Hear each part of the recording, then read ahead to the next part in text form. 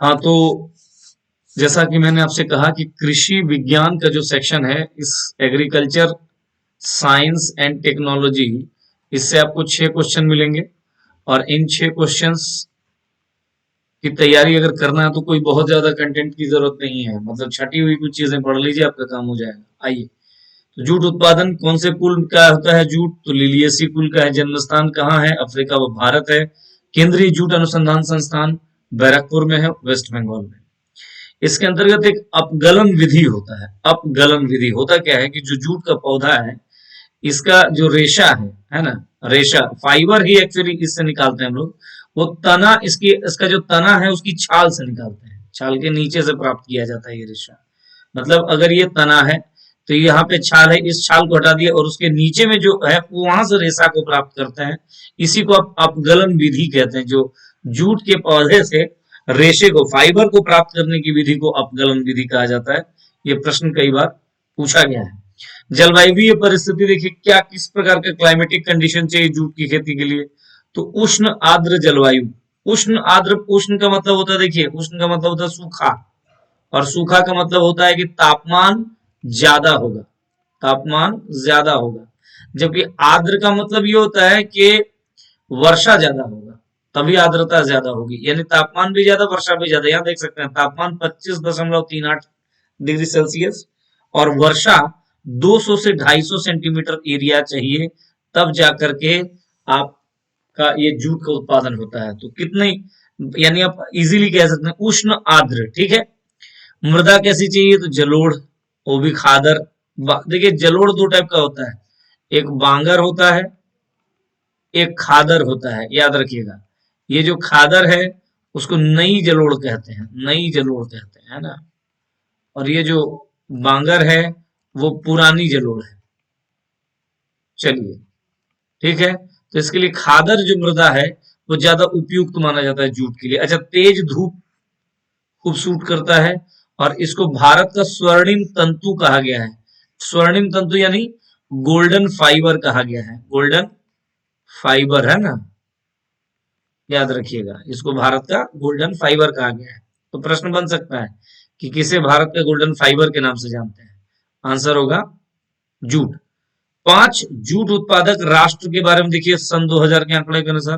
तो नंबर 1 पे है भारत, नंबर 2 पे है बांग्लादेश, नंबर 2 3 पे है चीन। याद रखिएगा भारत नंबर 1 पे है। ठीक है, पहली बात।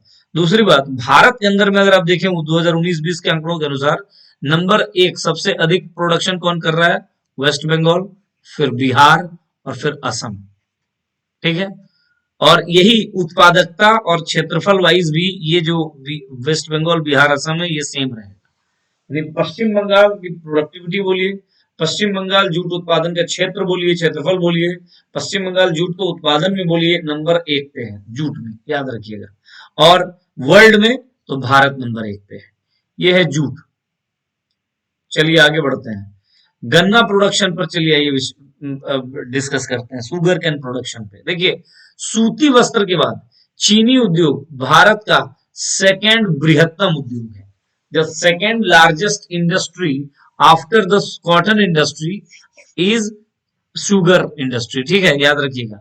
चीनी मिलों की संख्या के बारे में क्वेश्चन पूछता है, सर्वाधिक कहाँ मिलेगा आपको? तो महाराष्ट्र में सर्वाधिक मिलेगा, और उसके बाद कहाँ मिलेगा? तो यूपी में मिलेगा सबसे अधिक चीनी मिल। कई बार लोग गलती कर देते हैं, यूपी बता देते हैं। ठीक है, ध्यान रखिएगा। ठीक है, चलिए आगे बढ़िए।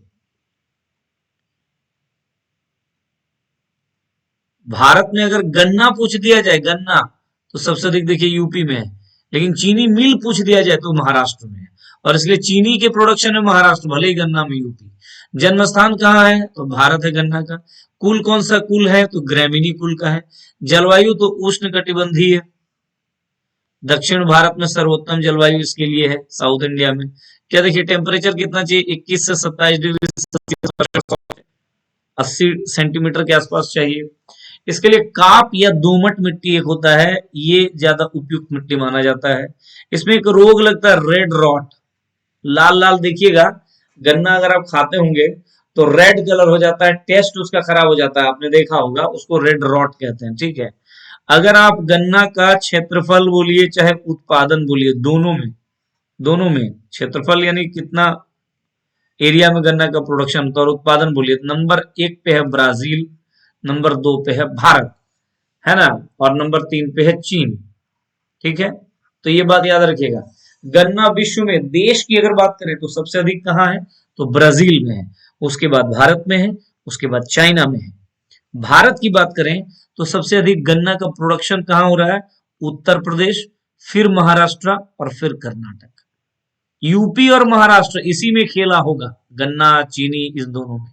अच्छा, अगर प्रोडक्टिविटी की बात करें तो सबसे अधिक है ग्वाटेमाला में। ठीक है, चीनी उत्पाद, ये तो देखिए चीनी उत्पादन में थोड़ा सा बदल जा रहा है, चीनी में महाराष्ट्र आ जा रहा है और फिर यूपी सेकंड पे आ जा रहा है। गन्ना में यूपी देन महाराष्ट्र, किंतु चीनी में महाराष्ट्र देन यूपी। वजह क्या है, क्योंकि महाराष्ट्र में चीनी मिलें अधिक है, जिसकी वजह से चीनी में महाराष्ट्र आपको नजर आएगा। और ऑल ओवर द वर्ल्ड की बात करें तो ब्राजील गन्ना में भी नंबर 1 है और यहाँ भी नंबर 1 है, और ब्राजील भारत चीन वर्ल्ड में। तो कुल मिलाकर के ब्राजील विश्व में नंबर 1 गन्ना या चीनी उत्पादक। भारत की बात करें तो भारत दूसरे नंबर पे है ना, विश्व में। और भारत के अंदर में बात करें तो गन्ना में नंबर 1 यूपी है, किंतु चीनी में नंबर 1 महाराष्ट्र है। ये बात याद रखिएगा। आगे अब देखिए कुछ कुछ और फैक्ट। 20 अगस्त 1998 को चीनी उद्योग को लाइसेंस मुक्त करने की घोषणा की गई थी और सन 2002-3 में ऑलरेडी इसको लाइसेंस मुक्त किया गया। इस वक्त केवल घोषणा की गई थी।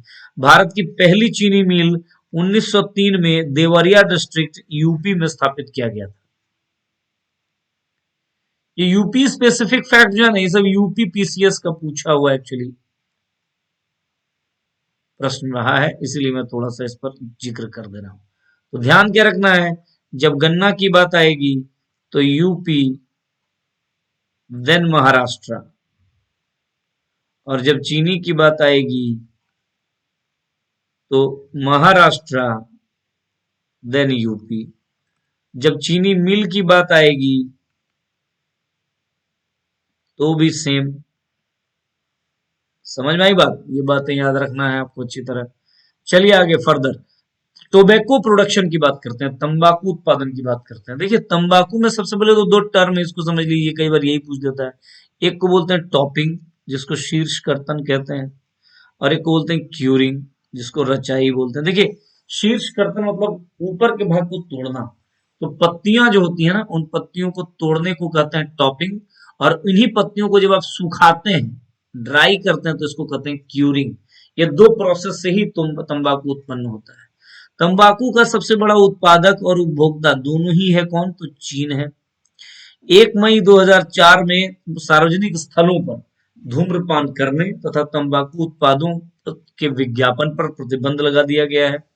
तंबाकू उत्पादक राष्ट्र के बारे में बात करें तो नंबर 1 पे है चीन, नंबर 2 पे है भारत।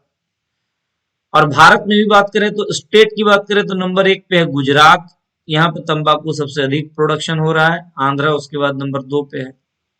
तो चीन, भारत और ब्राजील देश वाइज तंबाकू में, भारत में गुजरात, आंध्रा। उत्पत्ति कहां से इसका माना जाता है, दक्षिण अमेरिका। हालांकि भारत कहां से आया, तो भारत आया है पुर्तगालियों से, लाया गया है पुर्तगाली द्वारा। ठीक है, ये बात याद रखिएगा। कौन से कुल का है, तो सोलेनेसी कुल का है, सोलेनेसी कुल का है। जलवायु कैसी है, उष्ण कटिबंध है, उष्ण कटिबंधीय जलवायु है। तापमान कितना ऊंचा होना चाहिए, तो 20 से 28 डिग्री सेल्सियस। मृदा लाल व पीली मृदा। वर्षा 50 से 100 सेंटीमीटर, यानी तापमान ज्यादा चाहिए। ये कहानी है आपका तंबाकू का। तो तंबाकू में याद क्या रखना है, टोबैको में इधर चीन देन भारत, और भारत के अंदर में पहले गुजरात देन आंध्र।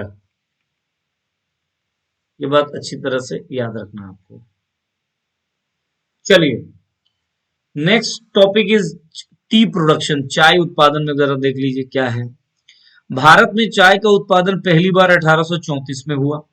पौधों की जड़ों में पानी रुकना चाय के लिए हानिकारक होता है, याद रखिएगा। जो प्लांट होता है ना चाय का, इसके जड़ों पर अगर पानी रुक जाए तो ये मतलब मर सकता है पौधा। इसीलिए ज्यादातर जो चाय का प्रोडक्शन हो रहा है कहाँ हो रहा है, तो पहाड़ी ढालों पर हो रहा है। और ठंडी हवा व ओला, ये दो चीज और याद रखिएगा, ठंडी हवा व ओला ये चाय के लिए बेहद हानिकारक है। तो जड़ों में पानी का नहीं मिलना और ऊपर से ठंडी हवा या ओला, ये दोनों चाय की खेती के लिए बड़ा ही हानिकारक है।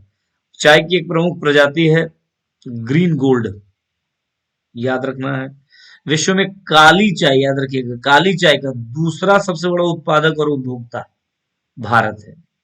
और कुल चाय का उत्पादन और उपभोक्ता में कितना नंबर पे है, सेकंड पोजीशन पे है। अगर निर्यातक की बात करें तो फोर्थ सबसे बड़ा एक्सपोर्टर है। अब देखिए चाय उत्पादन में राष्ट्र की बात करें, नंबर 1 पे चीन, नंबर 2 पे भारत, नंबर 3 पे केनिया।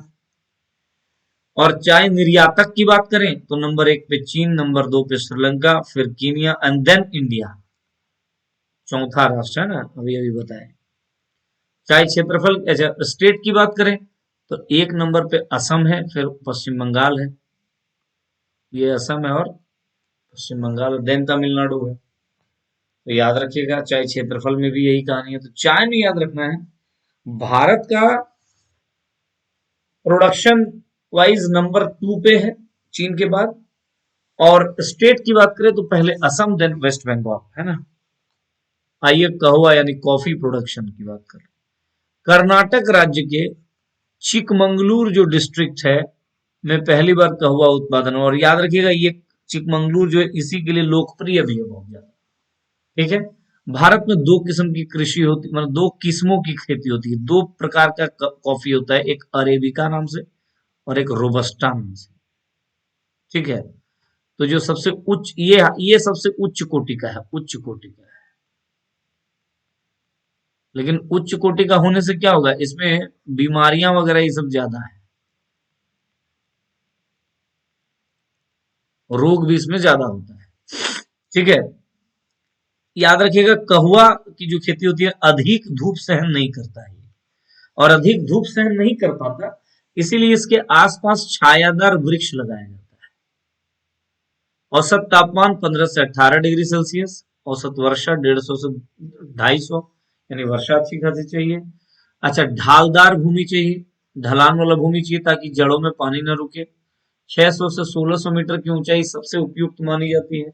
सबसे हाई क्वालिटी का जो कॉफी है उसको अरेबिका कहते हैं। और जो मृदा है वो कैसा है, तो लेटेराइट मृदा इसके लिए आवश्यकता होती है। इसके लिए कौन सी मृदा की आवश्यकता होती है, तो लेटेराइट मृदा की आवश्यकता। कॉफी प्रोडक्शन की बात करें तो देश वाइज अगर देखा जाए तो नंबर 1 पे ब्राजील है और एंड देन वियतनाम है, ठीक है। जबकि कहवा उत्पादन में राज्यों की बात करें देश में तो कर्नाटक और दूसरा है केरला, तब तमिलनाडु, यानी साउथ इंडिया ही इसका प्रोडक्शन कर रहा है। स्टेट की बात करें तो कर्नाटक, विश्व की में बात करें तो ब्राजील। 70.5% जो कॉफी है, याद रखिएगा 70% कॉफी जो प्रोडक्शन है वो अकेले कर्नाटक से हो रहा है, फर्स्ट पॉइंट। इस कहवा यानी कॉफी प्रोडक्शन का जो 80% भाग है, याद रखिएगा 80% भाग उसका क्या हो जाता है, तो निर्यात हो जाता है। क्या हो जाता है, एक्सपोर्ट हो जाता है। विश्व के कुल उत्पादन का 2.86% भाग भारत से होता है। और विश्व में कॉफी उत्पादन में कहवा स्थान है, 8वां स्थान है, 8th position in the coffee production in the world, याद रखिएगा। रबड़ का उत्पादन, अब आप जी थोड़ा सा याद क्या रखना है, एक तो ये ब्राजील और दूसरा ये कर्नाटक, ये सब बातें ज्यादा याद रखना है। चलिए रबड़ का उत्पादन, उत्पत्ति साउथ अमेरिका से हुआ है रबड़ का। जलवायु कैसा चाहिए, उष्ण आर्द्र चाहिए। उष्ण आर्द्र मतलब फिर क्या चाहिए, यानी गर्मी भी बहुत ज्यादा हो और वर्षा भी बहुत ज्यादा हो। और ये देखिए आपको नजर आ रहा है 24 से 35 डिग्री सेल्सियस गर्मी चाहिए और 200 से 250 सेंटीमीटर वर्षा चाहिए, तभी उष्ण भी हुआ और आर्द्र भी हुआ। मृदा कैसी चाहिए, लेटेराइट। प्राकृतिक रबर का उपभोग में चीन नंबर 1 पे है, देन इंडिया है, ठीक है ना। और उत्पादक की बात करेंगे, उपभोग में नंबर 2 पे भारत है, जबकि उत्पादक की बात करेंगे तो भारत चौथे नंबर पे। आइए देखिए, सर्वाधिक उत्पादन करने वाला राज्य प्राकृतिक रबर तो केरला है। रबर उत्पादक राष्ट्र की बात करें, नंबर 1 पे थाईलैंड, वेरी इंपॉर्टेंट याद रखना है, Thailand, then Indonesia, then Vietnam, और चौथा है कौन, इसके बाद है भारत। जबकि राज्यों की बात करें, नंबर 1 पे केरल है, देन त्रिपुरा है, और फिर कर्नाटक है। तो याद रखिएगा कि थाईलैंड सबसे बड़ा रबर उत्पादक राष्ट्र है, भारत का नंबर चौथा है, और भारत में केरला नंबर 1 पे है। और ये 3,300 से 700 मीटर के जो पहाड़ी ढाल होते हैं ना, वहां पे सबसे बेहतर कृषि इसकी हो सकती है। तो ये सब दिमाग में रखे रहना है, ठीक है।